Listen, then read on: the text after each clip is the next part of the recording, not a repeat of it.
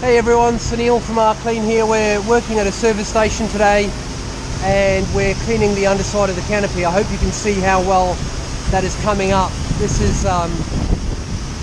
these don't get cleaned on a regular basis, so it's really good that they get them done when the renovation happens. This is actually closed. Normally we have to deal with traffic and pedestrians, but this service station is actually closed. We're going to be washing all of the underside of the canopy.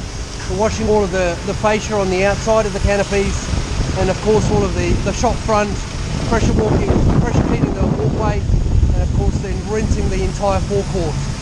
So normally it's a lot harder having to manage cars and pedestrians, but this one's a bit unusual. So naturally when we're working in these environments, we have to comply within the zones of the gas station, and we also have to have the relevant insurances and provide safe working method statements and white cards and make sure we've got all the PPE in check. Okay, so I hope that's helpful, and hope you enjoy the video.